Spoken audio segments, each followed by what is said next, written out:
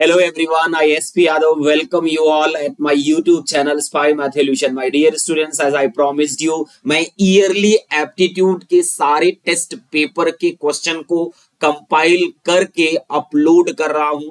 2010 के एप्टीट्यूड का solution already मैं अपलोड कर चुका हूं, जिसमें टोटल 10 क्वेश्चंस थे, क्योंकि पहले पेपर बेस्ड एग्जाम होता था तो एप्टीट्यूड कॉमन हुआ करता था। ठीक है, सेम तरीके से 2011 के भी पेपर बेस्ड एग्जाम हुआ था और इसमें भी 10 क्वेश्चन सारी ब्रांचेस में कॉमन थे, सारे टेस्ट पेपर में कॉमन थे। तो आज भी हम 10 क्वेश्चन डिस्कस करेंगे। स्टूडेंट्स स्टार्ट करते हैं। Choose the word from the options given below that is most nearly opposite in meaning to the given word. यहां एंटोनिम बताना है अमलगमेट का मतलब। अमलगमेट मतलब to combine. The word amalgamate means to combine, merge और unite into a single entity. आई बात समझ में? अब यहां बात करें स्टूडेंट, तो एक स्प्लिट और दूसरा सेपरेट, कंफ्यूजन इन्हीं दोनों में आता है। ठीक है, हमने यहां प्रॉपर एक्सप्लेन करके बता दिया है क्यों स्प्लिट होगा, क्यों सेपरेट नहीं होगा। अगर आप चेक करोगे तो कई जगह ऐसा मिलेगा जहां पे सेपरेट को सही आंसर बताया गया है, but according to me split is the right answer. क्यों? यहां स्प्लिट की बात करें, since split means to break apart और divide, which is the opposite of amalgamating. आई बात समझ में? The company split into two rival firms. Example भी दिया है। सेपरेट क्यों नहीं है, जरा इसका मीनिंग समझिए आप। Separate implies detaching or keeping things apart but not necessarily breaking them. आई बात समझ में? Can be used in greater sense than split. Example, they decided to separate after 5 years of marriage. Better suit करेगा इस situation में। So answer B. Gate कभी कभार ऐसे questions पूछता है जहां दो ऑप्शन में बहुत क्लोज फाइट होती है और आपको डिसाइड करना पड़ता है कि बेस्ट कौन सा होगा। Which of the following option is the closest in the meaning to the word below? Inexplicable। ये आसान था, अगर आपको मीनिंग मालूम है तो ये बहुत आसान था। Inexplicable का मतलब something that is difficult or impossible to understand। ठीक है, तो इनकम्प्रीहेंसिबल का भी यही मीनिंग होता है। जैसे एक होता है कॉम्प्रीहेंसिव, एक होता है इनकम्प्रीहेंसिव। आई बात समझ में? तो यहां बेस्ट सूट कर रहा है ऑप्शन ए। स्टिल मैंने सबकी मीनिंग यहां लिख दी है। Incomprehensible it means something that is difficult और इम्पॉसिबल टू अंडरस्टैंड। इंडेलिबल का मतलब इट मीन्स समथिंग परमानेंट और अनफॉरगेटेबल। Inextricable मतलब it means something impossible to separate और escape from which is different. ठीक है। इनफॉलिबल का मतलब it means incapable of making mistakes और बीइंग रॉन्ग। अगर सबकी मीनिंग पता है then there is no difficulty. अगर आपको वोकैबुलरी नहीं पता है, yes there is more difficulty. Answer is right. Come to the next one. ये बड़ा बढ़िया क्वेश्चन पूछा था student. Choose the most appropriate word from the options given below to complete the following sentence. In contemplated dash Singapore for my vacation but decided against it. To visit, having to visit, visiting, for a visit. Student, जहां भी contemplate का use होता है वहां didn't use होती है। आई बात समझ में? या मैंने मेंशन किया है the verb contemplate is usually followed by gerund, verb plus ing। आई बात, जब भी contemplate का यूज किया जाएगा उसके बाद जो verb आएगी उसमें ing आपको ऐड करना पड़ेगा rather than an infinitive। infinitive का मतलब verb से पहले to का यूज करना। मतलब वर्ब से पहले हम टू ना यूज करके वर्ब के बाद हम ing यूज करना प्रिफर करते हैं whenever the word contemplate is used। तो यहां हमने क्या यूज किया है? Contemplate. So in contemplated visiting Singapore for my vacation but decided against it. Option C is correct. आई बात समझ में? सिंपल रूल है ये इंग्लिश का. Choose the most appropriate word from the options given below to complete the following sentence. If you are trying to make a strong impression on your audience, you cannot do so by being understated, tentative, or if you are trying to make a strong impression on your audience, you cannot do so by being understated, tentative, or hyperbolic, restrained, argumentative, indifferent. Right answer should be B, restrained. Sir, the sentence is describing qualities that would not help make a strong impression on an audience. It already mentions being understated and tentative, which are synonyms for being reserved or cautious in the expression. The word restraint fits best with this pattern as it also implies holding back or limiting oneself. आई बात समझ में? तो यहां पे ये कह रहा है अंडरस्टेटेड एंड टेंटेटिव जो है एक दूसरे के सिनोनिम है. जो रेस्ट्रेंट है यहां उसकी बेस्ट फिट हो रही है, तो बेहतर होगा आंसर बी. कुछ लोग हाइपरबोलिक भी यहां बोलते हैं, बट बेस्ट जो ऑप्शन है यहां बी है. ज्यादा मैं इंग्लिश में इससे ज्यादा आपको नहीं समझा पाऊंगा. आगे देखिए, ये तो हर कोई पैसेज पढ़ के डिड्यूस कर सकता है. पहले पैसेज पढ़ते हैं. Few school curricula include a unit on how to deal with the bereavement and grief, and yet all students at some point in their lives suffer from losses through death and parting. देखो ये कह रहा है few school curricula include a unit on how to deal with bereavement and grief. दुख और शोक की घड़ी में, ठीक है, ऐसी बहुत सारी टीमें हैं स्कूल में, ऐसे करिकुलम चलाते हैं, ठीक है, जो ये स्टूडेंट्स को बताती हैं. And yet all students at some point in their lives suffer from losses through death and parting. Death and parting की वजह से फिर भी ऐसा होता है कि लोग बहुत लॉस खाते हैं. आई बात समझ में? अब देखिए, based on the above passage which topic would not be included in a unit on bereavement. How to write a letter of condolence. Obviously इसमें होगा ये रिलेटेड है, तो ये करेक्ट ऑप्शन नहीं होगा. What emotional stages are passed through in the healing process. Definitely ये होना चाहिए. How to give support to grieving friend, ये भी बिल्कुल इसमें इंक्लूड होना चाहिए. What the leading causes of death. Death का क्या कारण है ये इसमें नहीं होता है. आई बात समझ में? ये ऑप्शन पढ़ के बिल्कुल पता चल रहा है, कोई भी इसका आंसर निकाल लेगा.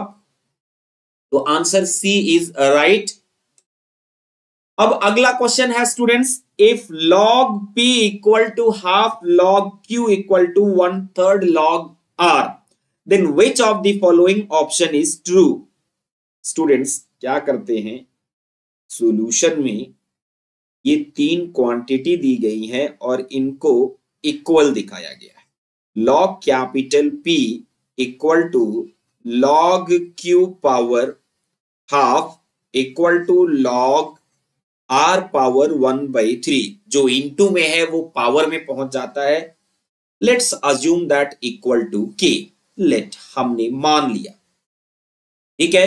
अब अगर कंपेयर करें log p equal to k, this implies that p equal to 10 to the power k. log q power half equal to k, this implies that q equal to k. एक minute, q power half equal to k. This implies that q equal to 10 power k है ना. 10 power k, दोनों side whole square कर दो, q equal to 10 to the power 2k। Same तरीके से log r power 1/3 equal to k, this implies that r power 1/3 equal to 10 to the power k, so r equal to 10 to the power 3k। अब आप बहुत आसानी से options का use करके check कर सकते हैं which one is right। ठीक है, go to the option B, दिख रहा है, चेक करता हूं लेफ्ट साइड और राइट साइड इक्वल है क्या। क्यू स्क्वायर कितना है, q into Q that is 10 to the power 2k। नहीं, ये तो नहीं सही लग रहा है, ऑप्शन ए से ही चेक करना शुरू करते हैं, देखते हैं कहीं ऑप्शन ए सही हो गया तो। p स्क्वायर कितना हो जाएगा स्टूडेंट, p की वैल्यू कितना आई है 10 टू द पावर k, तो p square 10 to the power k whole square equal to 10 to the power k 2k, और Q cube R square, Q cube की वैल्यू जो हो जाएगी Q cube 10 to the power 2k का whole cube. Option A तो correct है नहीं, दिख गया, क्योंकि product of Q cube R square ये इक्वल नहीं होगा। ठीक है, आइए ऑप्शन बी देखते हैं, मैंने इसलिए चेक कर लिया कहीं ऐसा ना हो ऑप्शन ए करेक्ट हो। क्यू स्क्वायर, क्यू स्क्वायर क्या होगा 10 to the power 2k whole square equal to 10 to the power 4k आ गया। ठीक है, देन क्या है p इंटू आर, p है 10 to the power k into R है 10 to the power 3k equal to 10 to the power 4k। Yes, option B is right. पता नहीं क्यों पहले मुझे लगा बी भी नहीं होगा, but option B is right. आप और किसी में भी चेक कर सकते हैं, लेफ्ट साइड और राइट साइड इन वैल्यूज के लिए इक्वल नहीं आएंगे, तो ये आसान क्वेश्चन की कैटेगरी में आता है। अगला देखिए, a container originally contains 10 liters of pure spirit. From this container 1 liter of spirit is replaced with 1 liter of water. Subsequently 1 liter of the mixture is again replaced with 1 liter of water, and this process is repeated one more time. How much spirit is now left in the container? पहले मैं आपको replacement rule बताता हूं। Suppose करिए आपके पास एक container है जिसमें V लीटर प्योर लिक्विड भरा हुआ है, प्योर लिक्विड, इसमें कोई मिक्सिंग नहीं है। इसमें से आपने K यूनिट निकाला और K यूनिट वाटर ऐड कर दिया। क्या ऐड कर दिया? K यूनिट वाटर ऐड कर दिया। फिर K लीटर मिक्सचर निकाला, दोबारा आपने वाटर K लीटर ऐड कर दिया।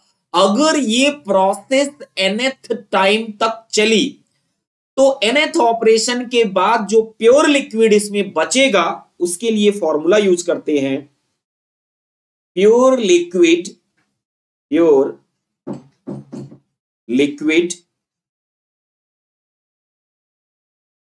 After nth operation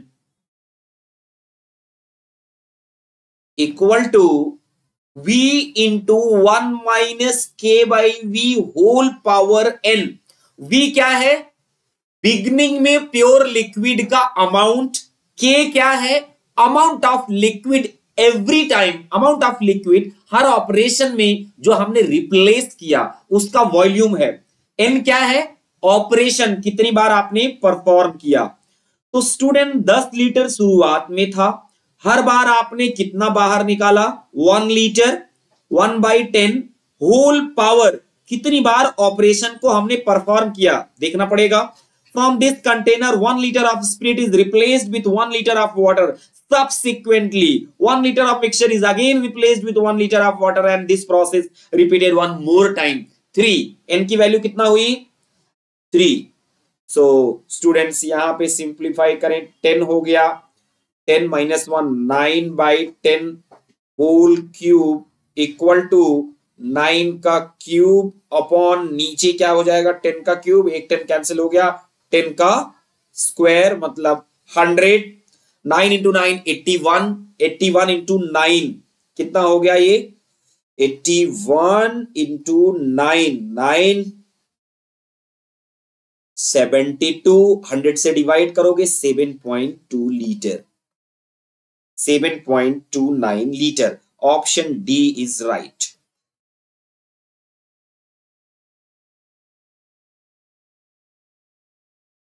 option D is right, correct. The variable cost V of manufacturing a product varies according to the equation V equal to 4Q, where Q is the quantity produced. The fixed cost F of production of same product reduces with Q according to the equation F equal to 100 by Q. How many units should be produced to minimize the total cost? यहां total cost का function दिया गया है और total cost को minimise करने के लिए क्यू की वैल्यू आपको पूछ रहा है कितना प्रोड्यूस करना चाहिए। टोटल कॉस्ट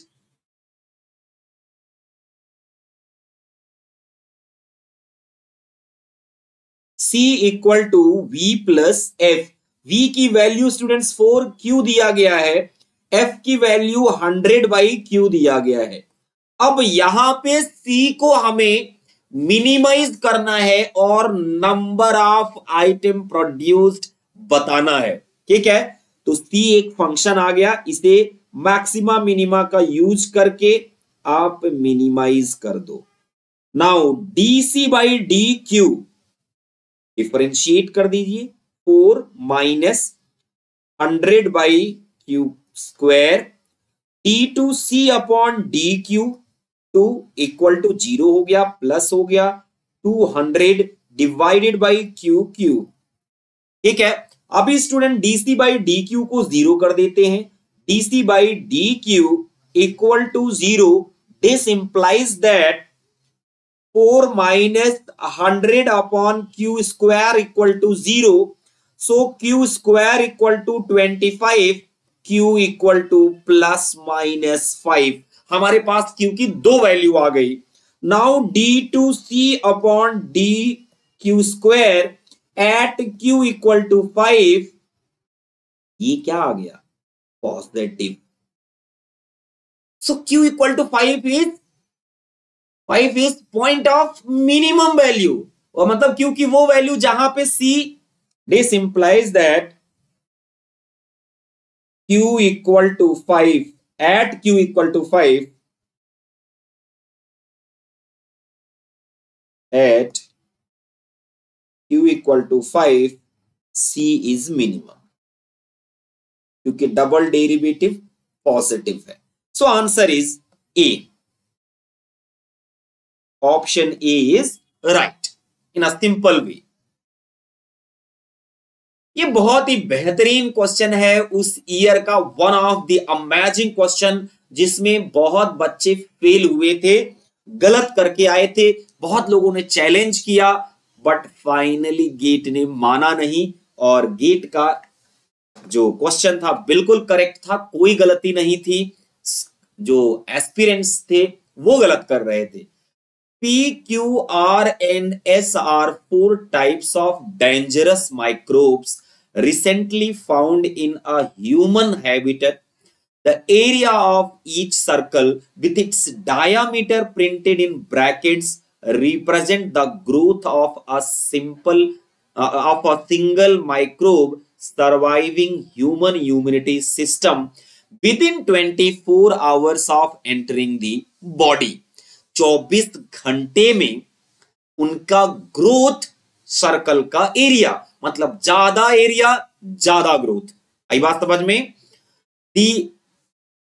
ये क्या है? ये जेंडर नहीं, ये डेंजर है।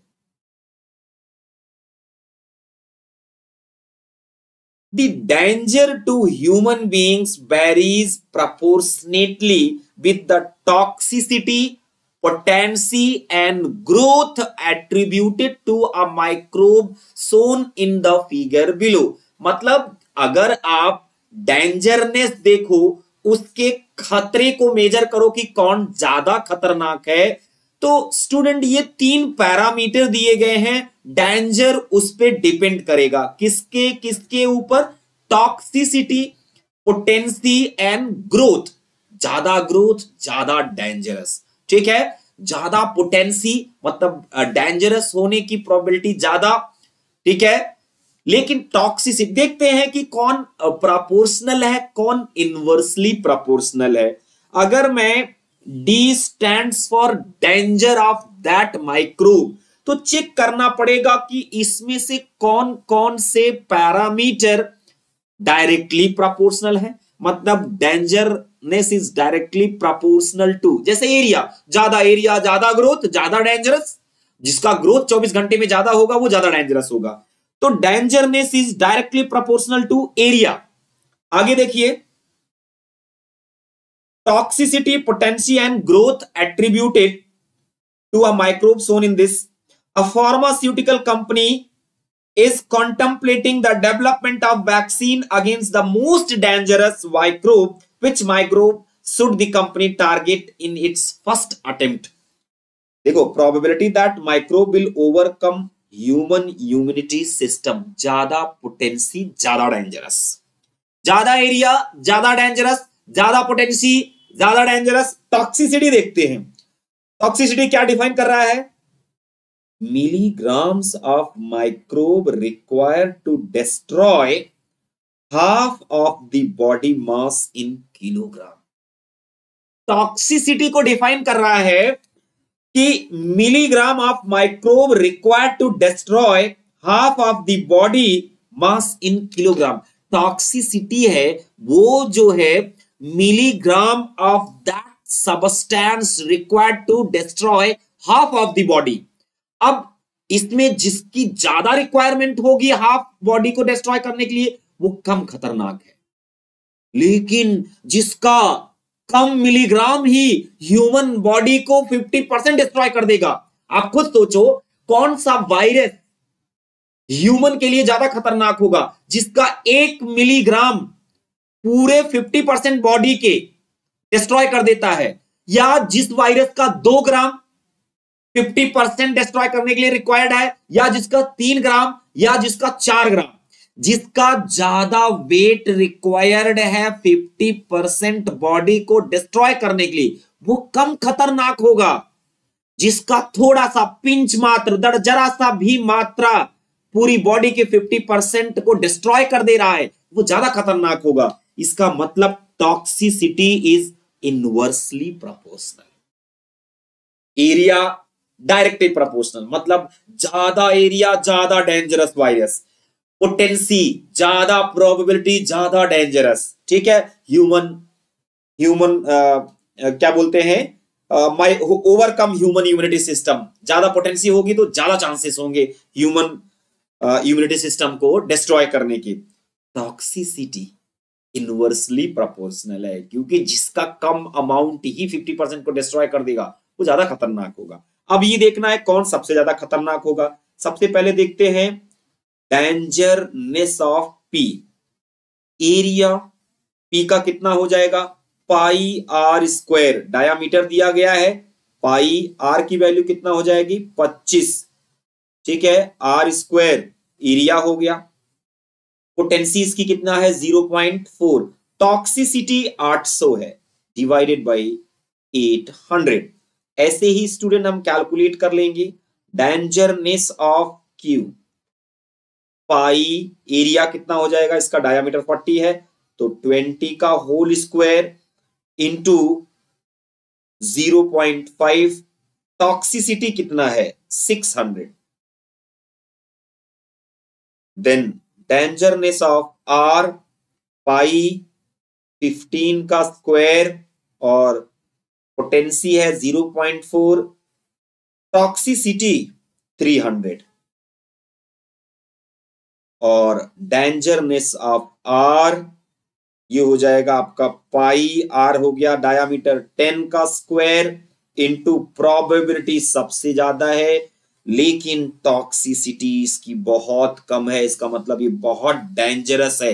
केवल 200 ग्राम पूरे ह्यूमन इस वायरस का, जो एस वायरस है उसका 200 ग्राम ही ह्यूमन बॉडी के 50% को डिस्ट्रॉय कर देता है। इसका मतलब स्टूडेंट, ये आर नहीं एस होगा यहां, S one of the most dangerous virus, सबसे मैक्सिमम वैल्यू जिसकी आती है ds इज ग्रेटेस्ट। आप कैलकुलेटर चलाइए, कैलकुलेट करके देख लीजिए, ds is greatest.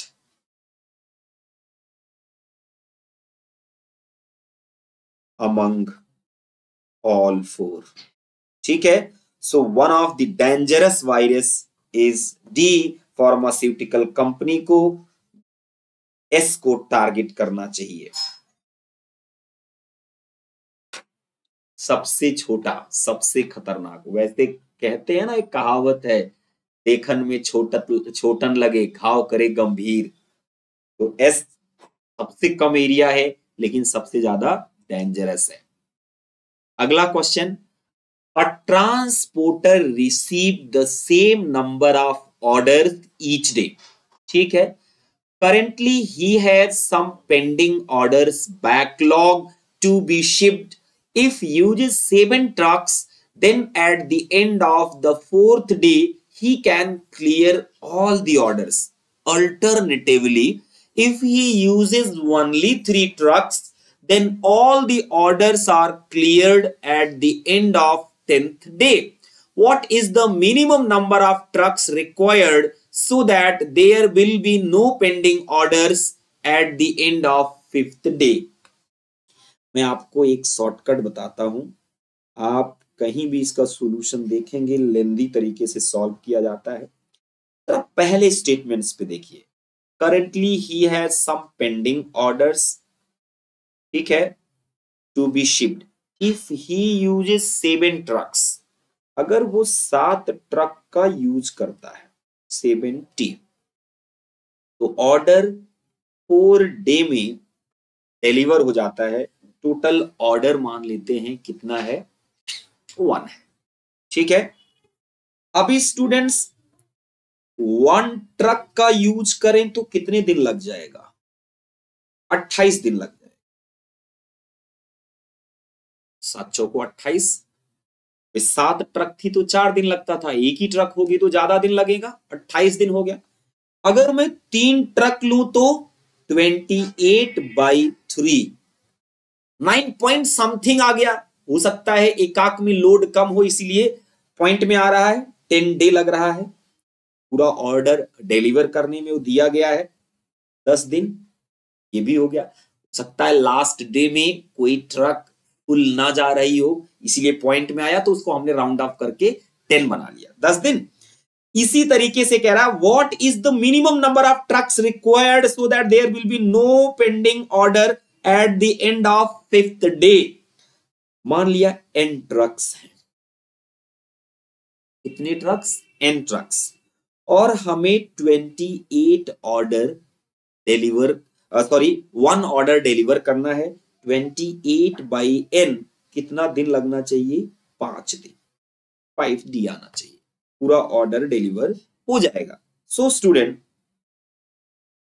28/n equal to 5, so n equal to 28/5, 5.6, that is round off करूं तो मैं 6 ट्रक। ट्रक तो क्या होगा, या तो 5 ट्रक लूंगा या तो 6 ट्रक लूंगा। 5 ट्रक लूंगा तो जो है कुछ ऑर्डर रह जाएगा, 6 ट्रक लूंगा तो एक ट्रक थोड़ा खाली चली जाएगी। तो आंसर क्या हो गया, 6। मैं एक बार फिर से रिपीट करता हूं, बहुत अच्छा क्वेश्चन है स्टूडेंट। यहां पे क्या दिया गया है, 7 ट्रक का यूज करता हूं, टोटल ऑर्डर अगर मेरे पास 1 है, कंप्लीट काम को हम 1 मानते हैं, तो काम 4 डेज में हो जाता है। बट अगर मैं 1 ट्रक का यूज करूंगा तो 7 × 4, 28 डे में सेम काम होगा। इसमें किसी को कोई दिक्कत नहीं होनी चाहिए। लेकिन अगर मैं 3 ट्रक का यूज करूंगा तो काम 3 ट्रक में डिवाइड हो जाएगा। ठीक है, तो हमें डे क्या लगेगा, 9 पॉइंट समथिंग, मतलब 10 डे लगेगा सेम काम के लिए। अब हमें मान लीजिए n ट्रक का यूज किया हमने, तो काम कितने में डिवाइड हो जाएगा, n ट्रक्स में, और ये किसके बराबर आना चाहिए, 5 डे के। यहां से हमने student 28 by n equal to 5, so n equal to 28 by 5 equal to 5.6 equal to round off करके हमने 6 ले लिया। Answer is C. ये आपके 10 क्वेश्चन गेट 2011 के थे। हम सारे टेस्ट पेपर की बात करें, ये कॉमन था एप्टीट्यूड में। स्टूडेंट्स, मेरे ये सॉल्यूशंस जो ट्रिकी तरीके से मैंने सॉल्व किया, अगर आपको अच्छे लगते हैं, ठीक है, आपके लिए यूजफुल हैं, तो आप चैनल को सब्सक्राइब करिए, लाइक करिए। आगे भी इसी तरीके से 1 बाय 1 ईयरली अपलोड होता रहेगा यहाँ पे क्वेश्चन। मेरा ये चैनल प्रीवियस ईयर का सबसे यूनिक लोकेशन होगा एक तरह से, जहां पे आप एक्सेस ले सकते हो क्वेश्चंस को करने का। ठीक है, thank you so much, have a good day.